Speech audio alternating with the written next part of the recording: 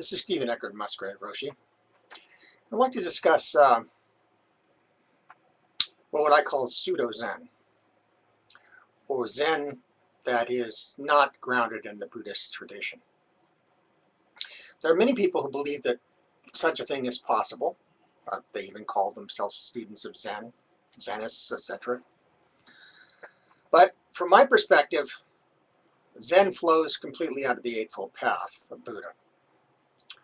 And most of the people who make these claims don't seem to understand that Buddhism is a synergy upon which meditation is just one part, but it spins on the wheel. But all the spokes of the wheel are necessary. The latest person of some personal fame to claim that she is a Zen practitioner is Susan Blackmore. Susan Blackmore is a psychologist who got a degree from the University of Oxford. And she's primarily known as a debunker of the paranormal.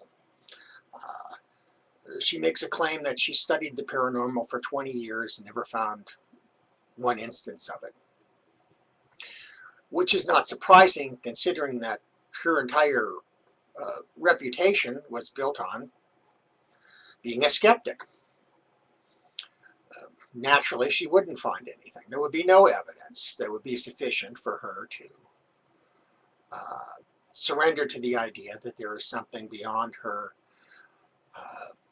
scientific materialist worldview, which sees everything reduced to all mind and everything else reduced to matter.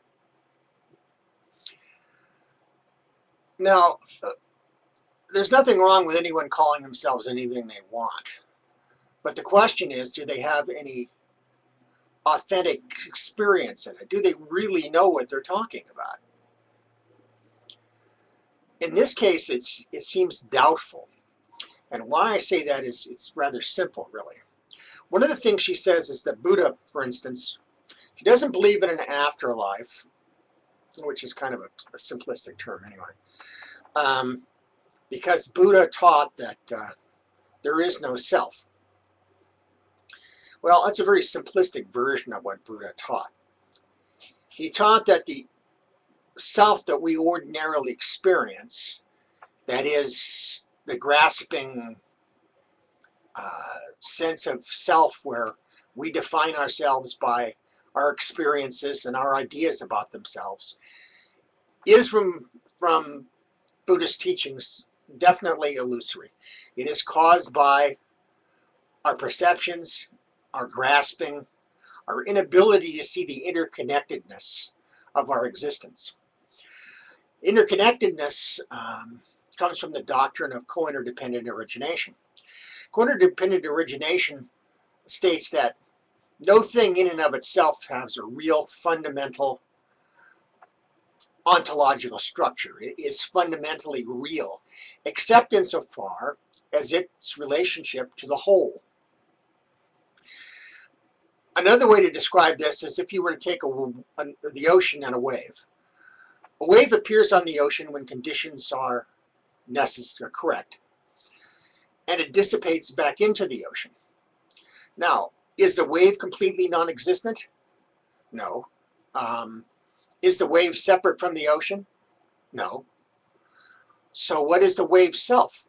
The wave self is the perception of the wave, separate from the ocean, as if it exists separate from the ocean. The individual person who believes his consciousness exists in this body that has this personal history is, from a Buddhist standpoint, or from most Buddhist standpoints anyway, deluded.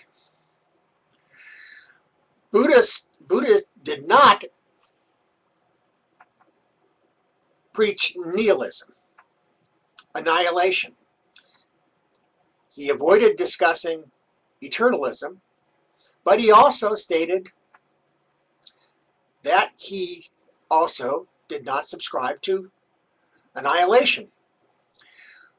Why is this the case? It's because it logically follows that if everything is interdependent, then it is the case that nothing is born and nothing dies. Causal principles, which we study in the West through science, are linear perspectives. A causes B causes C. We now know that at the deepest levels of our understanding in quantum physics, it's a lot more complicated than that. And we have principles like non-locality. The electron moves around. It's in no place in particular one.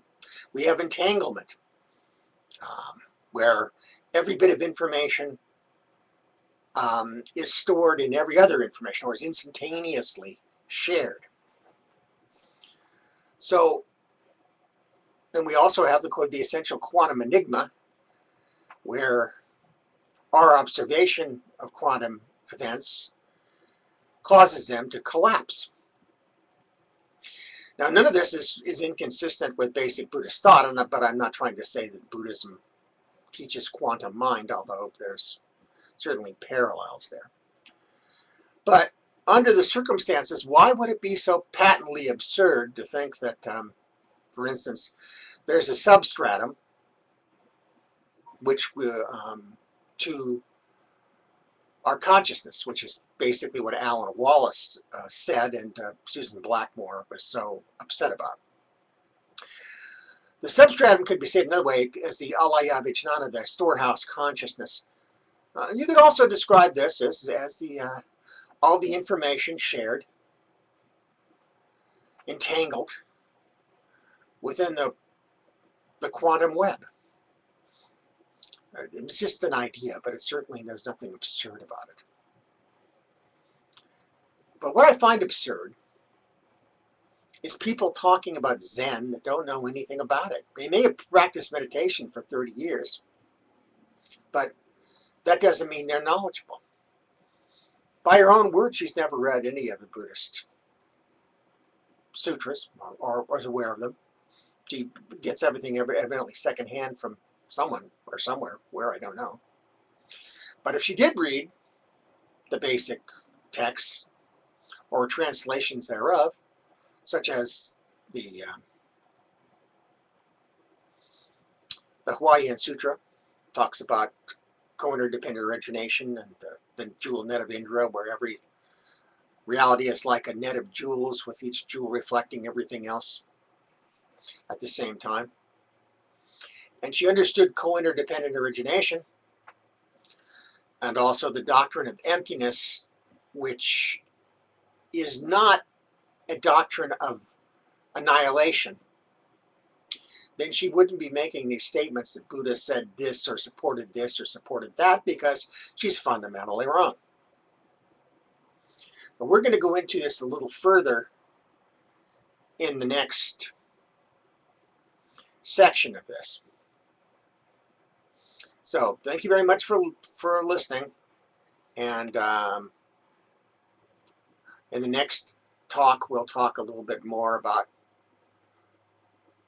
the subject of Zen and what really is Zen and what is pseudo Zen.